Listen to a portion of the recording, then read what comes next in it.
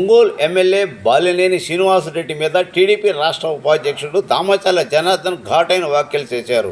పదే పదే అబద్ధాలు చెప్తావు, నువ్వు చెప్పేదే అబద్ధాలు, నాకంటే పెద్దవాడివి, నాకు సంస్కారం ఉంది. ఒంగోలులో ముస్లిమ్స్కు నేను ప్రారంభోత్సవం చేసిన షాదీఖానా నువ్వు ప్రారంభోత్సవం చేస్తావా? 2003 సంవత్సరంలో మా తాతయ్య దామచర్ల ఆంజనేయులు మినిస్టర్గా ఉన్న టైంలో 1 ఎకరం శాంక్షన్ చేసి భూమి పూజ కూడా చేసి ఫౌండేషన్ స్టోన్ కూడా వేశారు.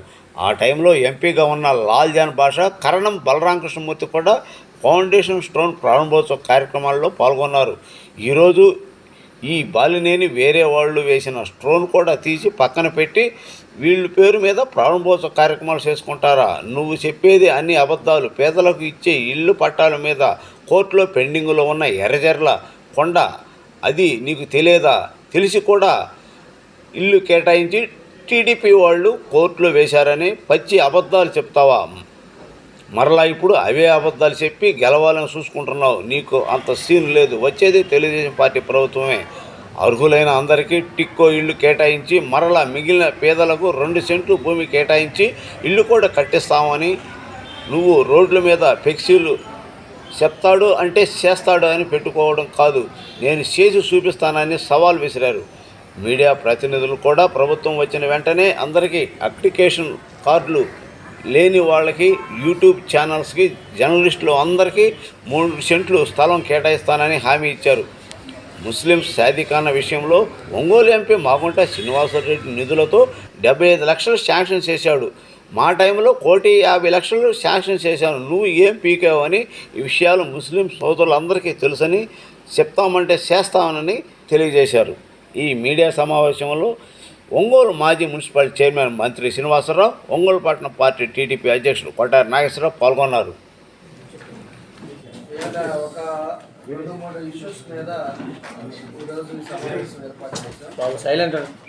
ఒకటి, స్థానిక శాసనసభ్యుడు షాదీఖానాని మళ్ళా ప్రారంభించాడు. పైపెచ్చేమో మీటింగుల దగ్గరేమో పదే అబద్ధాలు ఆడితే నిజమైంది అని చెప్పేసి ఆ పెద్ద మనిషి అంటాడు. ఏం చేయాలో అర్థం కావట్లా. వయసులో ఏమో పెద్దవాడు, ఆయన అబద్ధాలు ఆడతా, ఆయన తప్పుడు మాటలు మాట్లాడతా మళ్ళీ పదే అబద్ధాలు అది ఏ విధంగా అంటున్నాడో మాకు అసలు అర్థం కావట్లా. షాదీఖానా రాజశేఖర రెడ్డి చేశాడంటాడు. రాజశేఖర రెడ్డి అప్పుడు వచ్చి ₹1 ఆయన ఇచ్చాడంటాడు. మనకి క్లియర్గా 2003లో అప్పుడు మా తాతయ్య ఉండేటప్పుడు, మినిస్టర్గా ఉండేటప్పుడు 1 ఎకరా స్థలాన్ని అప్పుడు కేటాయించారు. దానికి ఆ రోజు భూమి పూజ కూడా చేసి ఫౌండేషన్ స్టోన్ కూడా వేశారు. ఎవరు అప్పుడు ఎంపీ గారు లాల్ జాన్ బాషా గారు కూడా వచ్చారు. దానిది స్టోన్ కూడా ఇది. ఆ స్టోన్ తీసి పక్కన పెట్టారు. అంటే ఎవరో చేసిన పనులన్నీ కూడా స్టోన్ రాళ్ళు వేసుకోవడం అలవాటు కాబట్టి ఇది ఆ రోజు వాళ్ళు పెద్ద అయినాను, నెక్స్ట్ అప్పుడు బలరాం గారు, నెక్స్ట్ లాల్ జాన్ బాషా వీళ్ళంతా తెలుగుదేశం పార్టీలో ఉండేటప్పుడు ఆ ఎకరా సైట్ అక్కడ అలాట్ చేశారు. ఆ తర్వాత 2004లో రాజశేఖర రెడ్డి వచ్చిన తర్వాత దానికి వాళ్ళు మంజూరు చేసి ₹1 కూడా మంజూరు చేశారు వీళ్ళ. ఆ తర్వాత 2004లో మళ్ళీ వైఎస్ఆర్ ఆ రోజు ఉండే కాంగ్రెస్ పార్టీ అధికారంలోకి వచ్చిన తర్వాత రాజశేఖర రెడ్డి గారు వచ్చిన తర్వాత ఆయన ఏం చేశాడు, మళ్ళీ ఇంకొక స్టోన్ వేసాడు. ఆయన ఇంకొక స్టోన్ వేసేసి ఆయన మళ్ళా రాయేసి ఆయన పాటికి ఆయన మళ్ళీ వెళ్ళిపోవడం కూడా జరిగింది. ఆ తర్వాత ఏం చేశాడంటే ఎంపీ గ్రాంట్ అప్పుడు మాగుంట శ్రీనివాసరెడ్డి గారి ద్వారా 75 లక్షలు అప్పుడు ఫస్ట్ టైము అప్పుడు శాంక్షన్ చేశారు. ఆ తర్వాత మళ్ళీ మన గవర్నమెంట్ వచ్చిన తర్వాత మేము మళ్ళీ దానికి ₹1,50,00,000 దానికి శాంక్షన్ చేయించి మేము compound walls first floor complete చేసి పైన పిల్లర్లో కూడా మేము కంప్లీట్ చేసాం. అంటే ఆయన ఏం మాట్లాడతాడు, నిన్న అసలు ఓన్లీ పిల్లర్లు వేసామంట, ఆయన మొత్తం చేశాడు. ఎందుకు ఇట్లా అబద్ధాలు ఆడతారు? ఇలా ఒంగోలులో ఉండే ముస్లిం సోదరులు అందరూ కూడా చూశారు. దాంట్లో షాదీ ఎందుకు జరగలేదని చెప్పేసి మాట్లాడతారు. ఆ రోజు మనం చేసిన తర్వాత పైన పిల్లర్లు వేసి పైన కూడా ఇంకో స్లాబ్ వేయడానికి కూడా మేము మళ్ళీ అదనంగా కూడా ఇంకో ₹2 శాంక్షన్ చేయించాం. ఆ కాంట్రాక్టర్ కూడా అతనే ఉన్నాడు. దానికి శాంక్షన్ చేయించేసి ముందు కాంట్రాక్టర్ చేయట్లేదని చెప్పేసి మళ్ళీ మార్చిచ్చి ఆ రోజు దాన్ని కంప్లీట్ చేశాం. మేము ఆ రోజు మళ్ళీ మేము ఓపెన్ చేసింది కూడా అప్పుడు దగ్గర మనకి మార్చి 6వ తారీఖు మళ్ళా మేము ఓపెన్ చేసాం. దాన్ని కూడా ఆ రోజు ఎవరైతే ఈ పెద్ద మనుషులు నిన్న అంతా ఉన్నారో వీళ్ళే మళ్ళీ నిన్న కూడా ఉన్నారు. నేను అనేది సిగ్గుండాలి. ఏ పని చేసినా ఏ బాధ్యత చేసినా ఒక పద్ధతి ఉండాలి. నువ్వు చేయి. పైపులో ఏదైతే పిల్లర్లో వేసామో మేము అక్కడ దాకా ఆపామో నువ్వు పైన స్లాబ్ వేసి అందరికీ చెప్పు, ఇబ్బంది లే. మేము పైపు వాళ్ళ కింద కట్టారు, మేము పైన కట్టాము. ఈరోజు ఆ రోజు కిచెన్ లేదు, టాయిలెట్స్ లేవు, కిచెన్ లేకపోవడం వల్ల షాదీలు జరగలేదు. ఇవాళ అది కూడా కంప్లీట్ చేస్తున్నాము కాబట్టి పైన కింద ఉంది మేమని చెప్పేసి నువ్వు చెప్పు, అట్లా చెప్పు. అంతేగాని ఇష్టారాజ్యంగా అబద్ధాలు ఆడటం, ఏదో మేమంట గోళ్ళ కూడా కట్టలేదంట, ఆయనకి గోళ్ళ కట్టి స్లాబ్ వేసారని చెప్పేసి మాట్లాడతారు. దాన్ని ప్రజలకు కూడా తెలియజేస్తున్నా. ఈ రోజుకి చెప్తున్నాను, 4-5 సార్లు ఎమ్మెల్యే అయ్యావు. మైనార్టీస్కి నువ్వేం చేసావో చెప్పాల్సిన అవసరం ఉంది. మేము వచ్చిన 5 సంవత్సరాల్లో ఈదిగా మేము చేసాం, కబరస్తాలు మేము చేసాం. ఎక్కడైతే మసీదులు ఉన్నాయో దాన్ని ఆధునీకరణ చేసాం. ఏమేం చేసావో మొత్తం పైఎస్ఆర్తో సహా, జియో కాపీలతో సహా, కాంట్రాక్టర్తో సహా మేము చెప్పగలం. మీలాగా అబద్ధాలు చెప్పి ఎలక్షన్ వచ్చేటప్పుడు కూడా ఓపెన్ చేయటాలు, లేకపోతే పెట్టి ఏదో నేను చేసాము, రాజశేఖర రెడ్డి చేశాడు, కాకపోతే కార్పొరేషన్లో ఏంది కార్పొరేషన్ చేసాము, మా దగ్గర జియో కాపీలతో సహా ఉన్నాయి. ఆ రోజు 2003లో పెద్ద అయినాను వాళ్ళు చేసింది ₹1 శాంక్షన్ చేసింది కూడా ఉంది. ఆ తర్వాత ఎంపీ గారు 75 లక్షలు ఇచ్చాడు. మళ్ళీ ఇప్పుడు కూడా ఇంకో 75 లక్షలు ఆయన పై ఫ్లోర్ కూడా ఇచ్చాడు. ఈ పెద్ద మనిషి ₹1 తేలా. ఇతను ఓపెన్ చేసుకోవడం, రాళ్ళు వేసుకోవడానికి తప్పితే ఆయనే ₹1 తీసుకొచ్చి షాదీకానికి ఖర్చు పెట్టాల. అది తెలుసుకోవాలి. ఇవాళ మైనార్టీస్ గుర్తొచ్చేసి మేము బిర్యానీ పెట్టామని చెప్పి నువ్వు బిర్యానీలు పెట్టావు, ఇవన్నీ కరెక్ట్ కాదు. చెప్పేది జనులుగా ఖచ్చితంగా చెప్పాలని చెప్పి కూడా మేము కూడా తెలియజేస్తా ఉన్నాం. దాంతోపాటు రెండోది వచ్చేసి మనకి వెలుగొండ ప్రాజెక్టు ఆ రోజుల్లో మన టైంలో 1996లో అప్పుడు ఉండే పరిస్థితుల్లో చంద్రబాబు నాయుడు గారు ముఖ్యమంత్రిగా ఉంటే ఆయన 980 కోట్లు ఆ రోజు బడ్జెట్ వేసాడు. 2 టన్నులు వేసి ఆ రోజు పనులు మొదలుపెట్టి అన్నీ చేస్తే ఆ తర్వాత దాని పనులు కూడా మొదలుపెట్టారు ఫౌండేషన్ స్టోన్ వేసి. 2004లో రాజశేఖర రెడ్డి వచ్చిన తర్వాత దాన్ని రీషెడ్యూల్ చేసి దాన్ని 5,500 కోట్లు బడ్జెట్ మళ్ళా వేశారు. మళ్ళా వేసిన తర్వాత 2014లో వచ్చేసి మన గవర్నమెంట్లో 17.5 కిలోమీటర్ల వరకు అయింది. అదేవిధంగా 3 కిలోమీటర్లు 2వ టన్నల్ అయింది. దానికి గాను 14-19లో 1,450 కోట్ల రూపాయలు ఆ రోజు వెలుగొండకి తెలుగుదేశం పార్టీ ఖర్చు పెట్టింది. తర్వాత ఈయన వచ్చిన తర్వాత దాన్ని మనకి 19-20లో 333, 20-21లో 318, 21-22లో 193, 22-23లో 107, 23-24 101, మొత్తం 953 కోట్ల రూపాయలు ఈ గవర్నమెంట్ ఇచ్చారు. నేననేది ఏంటి అంటే నువ్వు ఇచ్చేవాడి చిత్తశుద్ధి లేకుండా అప్పుడు అసెంబ్లీలో కూడా అడిగినప్పుడల్లా కూడా నెక్స్ట్ మంత్ జూన్కి అయిపోద్ది, నెక్స్ట్ మంత్ ఏప్రిల్కి అయిపోద్ది, లేకపోతే నెక్స్ట్ ఇయర్ 22కి అయిపోద్ది. ఆ పోలవరం అలానే చెప్పారు, దీన్ని అలానే చెప్పారు. చెప్పి ఈరోజు ఎన్నికలు వస్తున్నాయని చెప్పి అసలు పూర్తి కాకుండానే, ప్రాజెక్టు పూర్తి కాకుండానే ఈరోజు ముఖ్యమంత్రి హైదరాబాద్లో వచ్చి ఆయన ఓపెన్ చేస్తున్నారు. వీళ్ళు ఎంతసేపటికి ముఖ్యమంత్రి అట్టే తయారు, ఇక్కడ ఉండే అతను అట్టే తయారయ్యారు.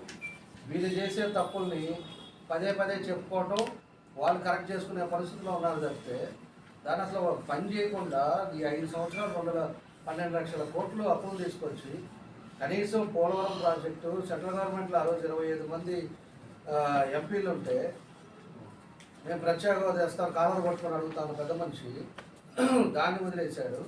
కనీసం సెంట్రల్ గవర్నమెంట్ పోలవరం చేస్తా అన్నప్పుడు కనీసం వాళ్ళతో కన్నా మాట్లాడుకొని పోయి కాలు పట్టుకోవడం, కేసులు చూసుకోవడం తప్పితే వాళ్ళ దగ్గరన్నా పోయేసి ఇదిగో మాకు పోలవరం ఇంపార్టెంట్, దానివల్ల మన రాష్ట్రం బాగుపడుతుందని చెప్పి అదన్నా వెలుగొండ ఇలాంటి 2-3 పనులు చేసి ఉంటే ఇవాళ 4.5 లక్షల ఎకరాలకి సాగునీరు ఉండేది 3 జిల్లాలకి. ఇవాళ 32 మండలాలకు వచ్చేది తాగునీరు. తాగునీరికి పశ్చిమ ప్రాంతం అంతా కూడా ఇబ్బంది లేకుండా ఉండేది. అటు కడప కానీ ఇటు నెల్లూరు జిల్లా కానీ రెండింటికి కర్నూలు కూడా కొంత పార్టీ వెళ్తుంది. ఇవన్నీ ఇబ్బంది లేకుండా ఉండేది. దాన్ని ఇప్పుడు వదిలేసేసి లాస్ట్ మినిట్ వచ్చేసి వీళ్ళు ఓపెన్లు చేయటం, అబద్ధాల మీద అబద్ధాలు చెప్పటం. ఇవాళ వెలుగొండకి ముఖ్యమంత్రి ఎట్లా వస్తున్నాడు? ఏదో ఒకటి మాయ మాటలు చెప్పేసి అయిపోయిందని పని చెప్పుకోవడం తప్పితే ఒక పక్క ఏమో గుళ్ళకమ్మ ఈ రోజుకి 4 సంవత్సరాల నుంచి 2 టీఎంసీ వాటర్ బయటకు వెళ్ళిపోయింది. 3.5 కోట్లు ఖర్చు పెట్టుంటే ఆ గేట్లు అయిపోయాయి. గేట్లు పెట్టడం ఇలా ప్రాజెక్టులు పోయేసి ఓపెన్ చేసి ఎవరిని మాయ చేద్దామని అన్ని ప్రజలు గమనిస్తున్నారు. నువ్వు అప్పులు తీసుకొచ్చి ఏం చేసావు అనేది వాళ్ళందరికీ తెలుసు. రేపు గవర్నమెంట్ మారిన తర్వాత ఒక్కొక్క లెక్క తీసినప్పుడు తెలుస్తుంది. ఎక్కడ ఖర్చు పెట్టారా, ఏం చేశారా, మొత్తం పిన్ ఇవ్వాలి. ఇవాళ ఏదో అవకాశం ఉందని పోలీసులు ఉన్నారు, లేకపోతే ఆ డిపార్ట్మెంట్ వాళ్ళు ఉన్నారు, ఏదో ఒకటి అనుకుంటే అది జరగదు. రేపు వచ్చినప్పుడు ఫస్ట్ ఇవన్నీ కూడా అన్ని చేసే పరిస్థితులు వస్తాయని చెప్పి కూడా మేము తెలియజేస్తా ఉన్నాం.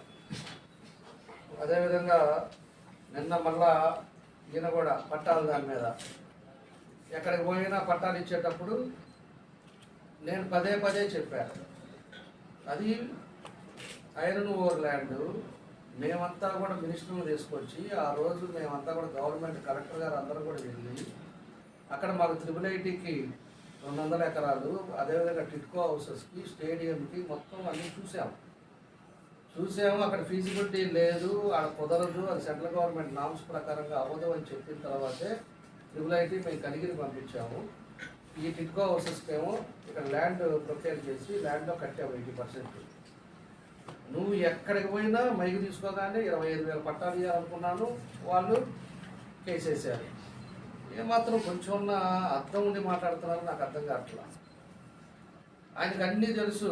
అమాయక ఫేసు పెట్టి అమాయకుడు మాదిరి నేను ఈ పోతున్నాను, వాళ్ళు అడ్డం పడుతున్నారు, ఈ పోతున్నాను అడ్డం పడతారు. నీకు తెలియదా?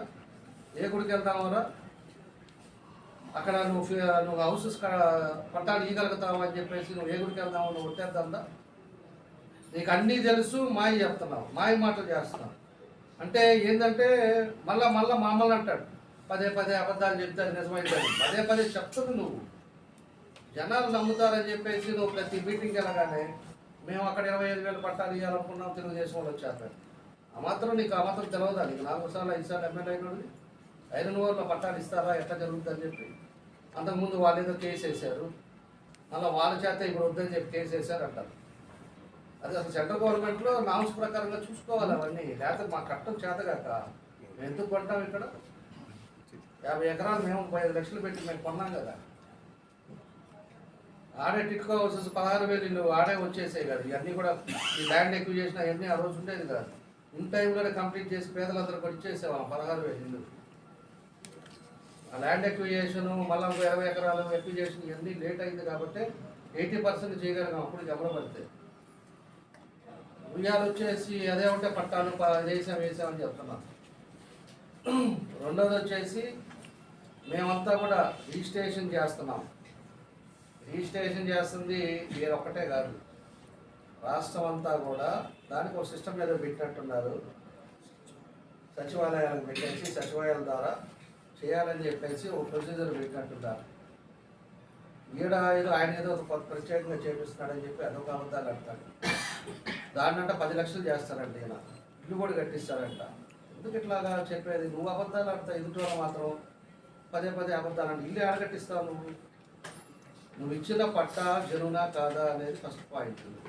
నువ్వు పట్టా ఇచ్చిన తర్వాత ఎక్కడైతే సచివాలయాల్లో తమ్మేసిన తర్వాత అది ఆ డాక్యుమెంట్స్ అన్నీ కూడా ఎలిజిబిలిటీస్ ఉంటే దాన్ని మళ్ళీ రిజిస్ట్రేషన్ చేయాలి.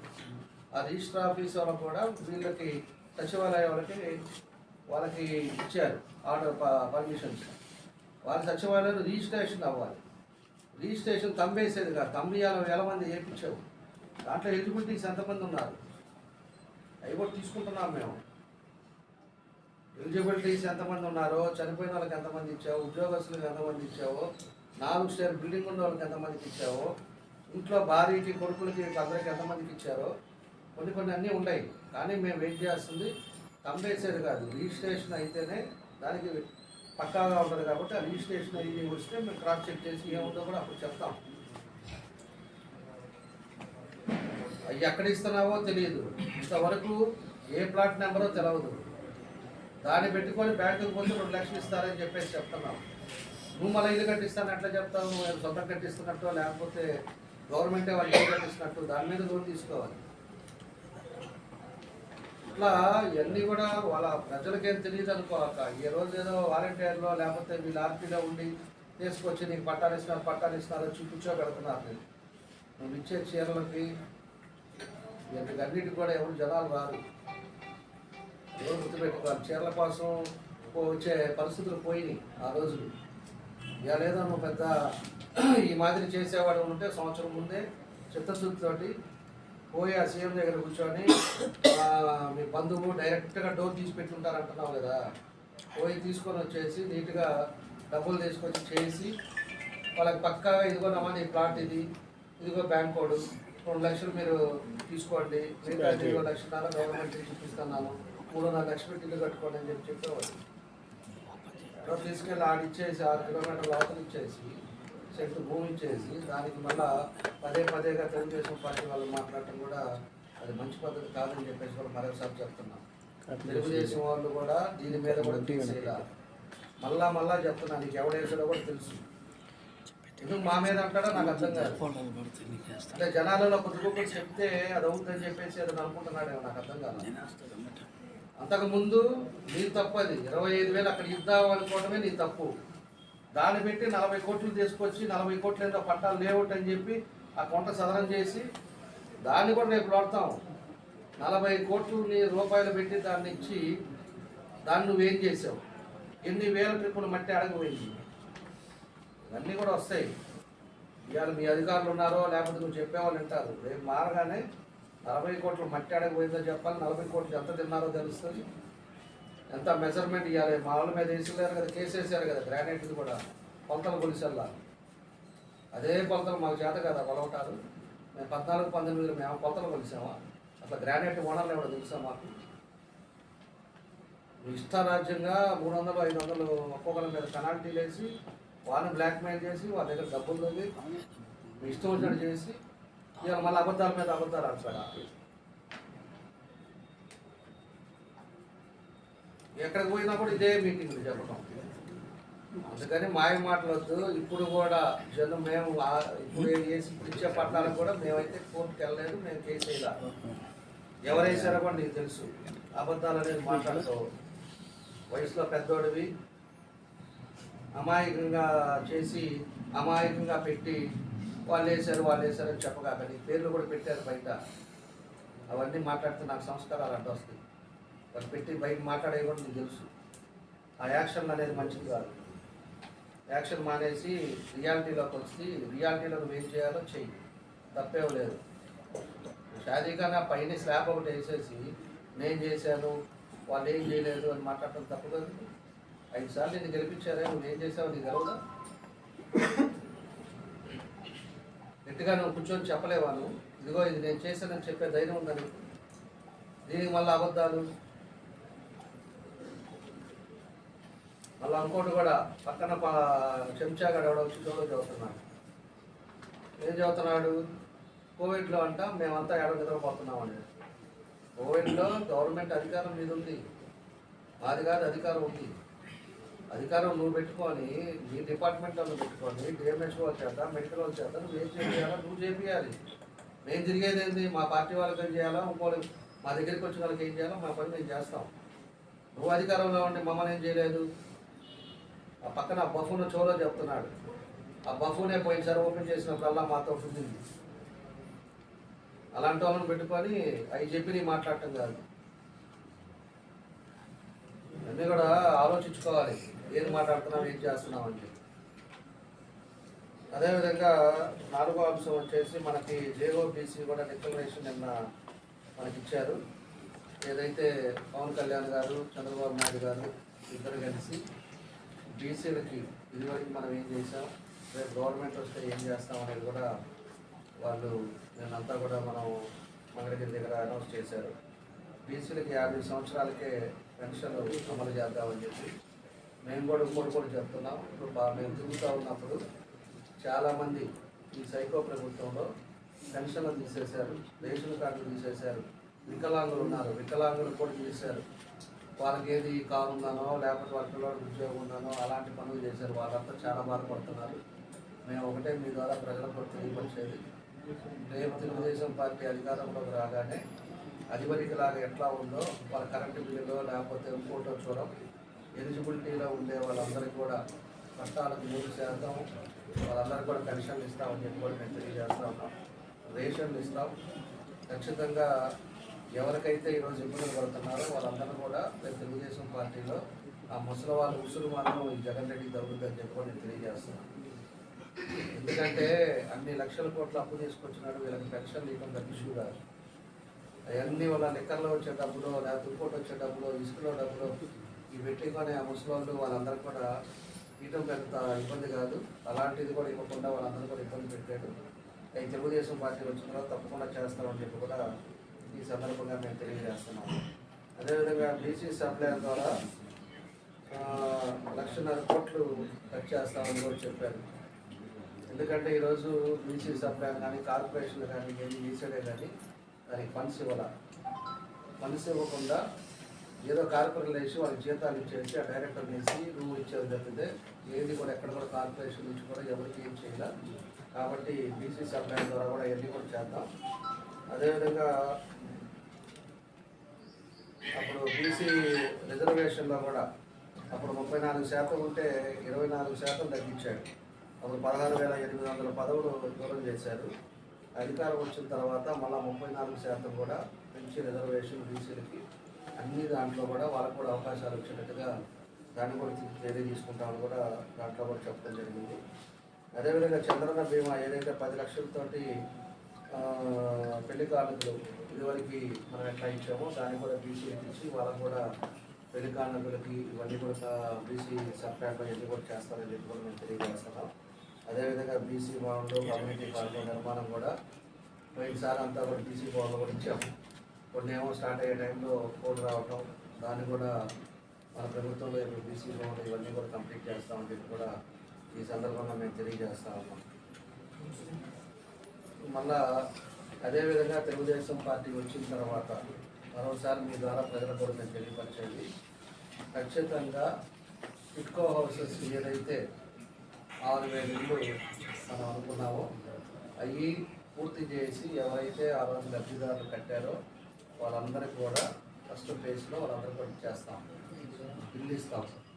ఆ తర్వాత ఇంకా ఎవరన్నా ఉన్నారు అంటే వాళ్ళకి 2 సెంట్లు లెక్కన ఖచ్చితంగా వాళ్ళకి పట్టాలు ఇస్తామని చెప్పి కూడా మేము తెలియజేస్తున్నాం. ఈ పెద్ద మనిషి పదే మళ్ళీ అబద్ధాలు ఆయనే ఇచ్చాడంట. కేసు రాసుకుంట లేకపోతే ఇవన్నీ కేసు రాసుకుంటే ఎవరు ఇచ్చారండి? మునుగోడు కొలేశ్వర టైంలో కేసు రాసుకుంటూ వచ్చింది, ఈయన ఇచ్చానని చెప్తాడు. అంటే ఇప్పుడు అంతా కొత్త వాళ్ళు వచ్చారనుకుంటాడు. ఇక మాకు అర్థం కాదు. బలరాం కాలనీ కానీ లేకపోతే మీరు ఉన్నాయి కదా ఇంకా రాజు అవన్నీ ఎవరు ఆ రోజు అంతా కూడా అక్విజిషన్ చేసి పెట్టిన తర్వాత ఈయన వచ్చిన తర్వాత పట్టాలు ఇచ్చారు. అవి ఎలక్షన్ ముందు 2-3 ఇచ్చి అవి ఇప్పుడు కూడా ఇంకా కొన్ని డిస్ప్యూట్లు ఉంటాయి. ఎంఆర్ఓ కూడా సస్పెండ్ అయ్యాడు. అసలు తెలుగుదేశం ఏమి ఇవ్వలేదు, మొత్తం మేమే ఇచ్చాను, 5 ఏళ్ళ నుంచి ఒక పట్టా ఇచ్చాడో చెప్పు అని మాట్లాడతాడే.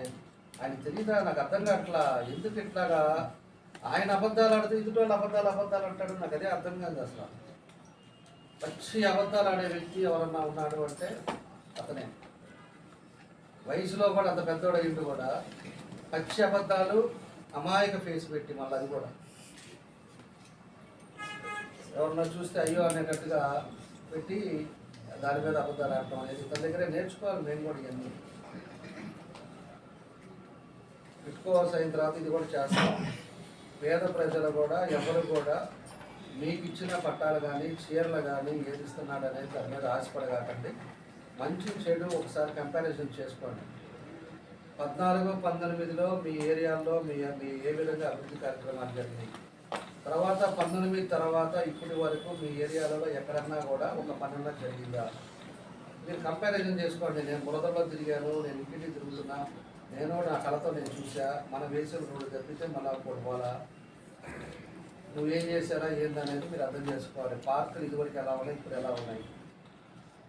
అదివరకు కాలువలన్నీ కూడా పుడికలు తీస్తా కరెక్ట్గా ఉండేది. ఇప్పుడు ఏమైనా ఉన్నాయా? కార్పొరేషన్ అంత పనిచేస్తుందా? అదివరకు నేను దోవలం ముందు 2 రోజులకు ఒకసారి ప్రతి డివిజన్ పంపించేవాళ్ళు, బాగింగ్ చేసేవాళ్ళు. ఈరోజు ఎక్కడన్నా జరుగుతుందా? నిలబడటానికి సాయంత్రం రోజు నిలబడ్డాను. ఇవన్నీ కూడా కంపారిజన్ చేసుకోండి. రేపు మళ్ళా కూడా ఈ రాక్షస ప్రభుత్వం వచ్చింది అంటే, సైకో జగన్ రెడ్డి మళ్ళా ముఖ్యమంత్రి అయ్యాడంటే రాష్ట్రం వల్ల కల్లోలం చేస్తారు. అది మాత్రం ఖచ్చితంగా చెప్తున్నా. ఇప్పుడు కూడా ఎంతమంది ఆస్తుల మీద పడ్డారో, ఎంతమంది ఖాళీ స్థలాలు కబ్జా చేశారో. నిన్న మనకు అక్కడ ఫ్లైఓవర్ దాటిన తర్వాత ఒక ఆమెది డైరెక్ట్గా పీక్కొని ఆమెను పంపించేశారు. ఆమె కూడా వచ్చేసి అట్లా ఎవరైనా దలుగుంటారో వాళ్ళని ఆక్యుపై చేసే పరిస్థితులు ఖచ్చితంగా వస్తాయి. ఈ రాక్షస ప్రభుత్వం నియంత్ర పాలన, ఒక ఫ్యాక్షనిస్ట్ పాలన పోవాలనేది కూడా ప్రజలు గుర్తు చేసుకోవాలి. చదువుకునేవాడు ప్రతి ఒక్కరు కూడా ఆలోచించుకోవాలి. యువత కూడా ఆలోచించుకోవాలి. దాని యువత 4 ఏళ్ళు కంప్లీట్ అయిపోయి ఈరోజు ఉద్యోగాలు లేకుండా ఎట్లా ఇబ్బందులు పడుతున్నారో, వ్యవస్థ బాగుపడాలంటే ఒక మంచి పరిపాలన రావాలి. ఇలాంటి పరిపాలన ఉంది అంటే మాత్రం రాష్ట్రం ఇప్పటికే 20 సంవత్సరాలు పోయింది. నిన్న సెక్రటేరియట్ పెట్టాడు, 370 కోట్లు తాకట్టు పెట్టాడు. ఇంకేం లేవు పెట్టడానికి కూడా. గవర్నమెంట్ ఆస్తులు అన్నీ పెట్టాడు. లాస్ట్కి కూడా వెంకటేశ్వర స్వామి కనపడుతుంది. వెంకటేశ్వర స్వామిది దాన్నన్నా ఎట్ట చేద్దామా, అది ఎంత వస్తుందా నెలకి, దాని మీద ఒక 10,000 20,000 కోట్లు తీసుకుంటే ఎట్ట చేద్దామా అని దాని మీద నాడు దేవుడిది కదా, దేవుడే చూసుకుంటాడు. అది అట్లా ఒక్కటి కూడా ఉన్నాయి. ఇలా గవర్నమెంట్ ఆస్తి అనేది ఏడా లేదు. ఇంకా మొత్తం పెట్టేసుకొని పోయాడు. ఇవన్నీ కూడా ప్రజలు కూడా గుర్తుపెట్టుకోవాలి. ఎందుకంటే మాకంటే ఎక్కువ ప్రజలకు కూడా తెలుసు. ఇవన్నీ ఆలోచించుకొని ఇక్కడ ఉండే మాయ మాటలు నమ్మకుండా వాళ్ళు ఇచ్చే పట్టాలు, దొంగ పట్టాలు, లేకపోతే ఏ పట్టాలు అనేది కూడా మేము తొందరలోనే కూడా క్లారిటీ ఇస్తాం. ఏం చేస్తున్నాడు, 1 సెంటు కూడా మీరు ఏం కట్టుకుంటారో నాకైతే అర్థం కావట్లా. ఇవన్నీ కూడా మీరు ఆలోచించుకొని కరెక్ట్ నిర్ణయాలు తీసుకొని అందరూ కూడా తెలుగుదేశం పార్టీ మళ్ళీ అధికారంలోకి వస్తేనే జనసేన తెలుగుదేశం పార్టీ ఇద్దరు ఒక ఆలోచన విధానంతో ముందుకెళ్తున్నారు రాష్ట్ర ప్రయోజనాల కోసం. అది గుర్తుపెట్టుకోవాలని చెప్పి కూడా ఈ సందర్భంగా తెలియజేస్తూ ఈ 4 అంశాల మీద ఈరోజు ఈ సమావేశం ఏర్పాటు చేస్తాం. అందరికీ కూడా మీరు అందరూ కూడా మనస్ఫూర్తిగా అర్థం తెలియజేస్తాం. సార్, ఒంగోలుకి ప్రధానమైన సమస్య డ్రింకింగ్ వాటర్. ఈ హయాంలో చేశారు 70%. పనులు అట్లా ఆగిపోయింది. ఆయన నిధులు తెచ్చారు. అది కాదండి, ఇప్పుడు 2 ఇష్యూస్ చెప్తా, 3 ఉన్నాయి. ఒకటి, మనం అమృత్ స్కీమ్లో అప్పుడు మనం తీసుకొచ్చాం. అమృత్ స్కీమ్లో తీసుకొచ్చేసి 80% కంప్లీట్ చేస్తే 2 కిలోమీటర్లు దాని మిగతా డబ్బులు తీసుకొని కంప్లీట్ చేస్తే ఎప్పుడో 2 ఇయర్స్ బ్యాక్ నుంచే ఎవ్రీడే మనకు వాటర్ వస్తాయి. దాన్ని పట్టించుకోవాలి. తర్వాత ఏం చేశాడు, 2022లోనా 23లో అనుకుంటా, 23లో 330 కోట్లు ఆయన ఏదో తీసుకొస్తున్నట్టు ఆయన విజయవాడ నుంచి ర్యాలీ, అసలు ఆయనే పోయి ఆ జివో చంద్రబాబు మన సైకో జగన్ రెడ్డి దగ్గర 330 కోట్లు ఆయనే పోయి ఒంగోలు తెస్తున్నట్టు మాయ మాటలు చెప్పి ఆ నుంచి రోడ్ షో, ర్యాలీలు, దాని జలపాలు, ఆ తిరణాలు చూస్తే మేము కూడా పర్వాలేదే పోయి 330 కోట్లు తెచ్చాడే ఒంగోలు మీద, మొత్తానికి పెద్ద అమౌంట్ తెచ్చాడే అనుకున్నాం. తర్వాత చూస్తే స్టేట్ అంతా కూడా సెంట్రల్ గవర్నమెంట్ అమౌంట్ స్కీమ్ నుంచే ఇచ్చింది.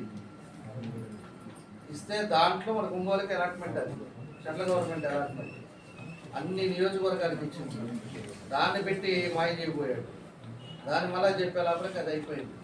సరే ఊరేగావు కదా, ఆ రోజు ఊరేగినప్పుడు ఆ 330 కోట్లన్నా కనీసం దాని మీద పోయి దాని మీద పట్టుకొని దాన్ని ఏదో విధంగా ఇంప్లిమెంట్ చేయొచ్చు కదా. అదన్నా ఇంప్లిమెంట్ చేస్తే మనకి రోజు వాటర్ వచ్చేది కదా. దాన్నేమో అదే ర్యాలీ చేసుకోవటం వరకు మాయ చెప్పటం, మాయ మాటలు చెప్పడం వరకే అది. ఆ తర్వాత సంవత్సరం అయిపోయింది, దాన్ని పూసలేదు, ఏం లేదు. మళ్ళా మొన్నేమో ఊరంతా పోస్టర్లు, చెప్పిందే చెప్పేదే చెప్పాడంటే చేస్తాడంతే. ఆయన ఏం చెప్పాడో ఈయన ఏం చేశాడు. 5 టర్ముల నుంచి జనాలు నవ్వుకుంటారు కూడా సిగ్గుగా లేదు. అర్థం కాదు. ఊరంతా పోస్టర్లు, మళ్ళా ఆడ డబ్బు వచ్చేసినట్టే, వీళ్ళంతా పట్టాలు అయిపోయినట్టే, ఇదంతా ఇచ్చేసినట్టే. లాస్ట్ ఇంట్లో వచ్చి అధికారులను పెట్టి నీ ఇష్టారాజ్యంగా ప్రజలు మోసం చేసి లోడ్లు చీరలు తెచ్చి షర్టు ప్యాంట్ ఇచ్చేస్తే ఒట్లే చేస్తారా మీకు? ఆటోకి 200 అవుతున్నారు పోయి చూడాలి. ఆటోకి 200. ఆటోలో పోవడానికి 200 అవుతుంది, చీర కాస్ట్ 200. అంటే ఇవన్నీ వేస్తే నీకు ఓట్లేస్తారు అనుకున్నావా? నిన్ను ఒకసారి నమ్మారు, 2 సార్లు నమ్మారు, 3 సార్లు నమ్మారు, మొన్న కూడా నమ్మారు నిన్ను. ఒక్క ఛాన్స్ అని చెప్పారు జగన్ రెడ్డి వల్ల నువ్వు గెలిచావు. ఇంకా కూడా జనాలు నమ్మారంటే ఇంకా జనాలు కర్మ. ఆయన చెప్పాడు, ఈయన నేను కార్పొరేట్ మండలి ఇచ్చాను, ఈ చింతలు కొత్తపట్టు మండలి ఇచ్చాను. చింతలు ఇచ్చి 2 రూపాయలు పెట్టుకుంటా. దానివల్ల అక్కడ ఓటు వస్తుంది కాదు, మానవత్వంతో చెప్పులు కుట్టుకునే వాళ్ళకి, కూరగాయలు పండించుకునే వాళ్ళకి ఎవరికైనా గొడుగు నీడగా ఉంటుందని చెప్పి ఇచ్చారు తప్పితే వాళ్ళ ఓట్లు పాస్ చేయలే. ఈ పోలీసు వాళ్ళు ఆ గొడుగులు కూడా తెప్పించే పరిస్థితికి వచ్చారంటే వాళ్ళు ఏడకి పోరు. నేను ఖచ్చితంగా చెప్తున్నా, ఎవడెవడు అతి చేశాడో రేపు అనుభవించి తీరుతారు, ఖచ్చితంగా అనుభవించి తీరుతారు. ఆ పోలీసు వాళ్ళని ఏం చేయాలా, ఎట్లా ఆడుకోవాలో మాకు తెలుసు. మాకు చేతకాక, రాజకీయాలు చేతకాక కాదు, వాళ్ళు ఎట్లా చూపించాలో మేము ఏం చేయాలో ఆ రోజు చూపిస్తాం. ఆ రోజు ఇతను రాడు, గోవా వెళ్ళాలి నువ్వు, మళ్ళా ఇదే పోలీసు వాళ్ళ గోవా వెళ్ళి అతను అడగ తిరాలా. సిగ్గుండాలి కొంచెం అన్నా.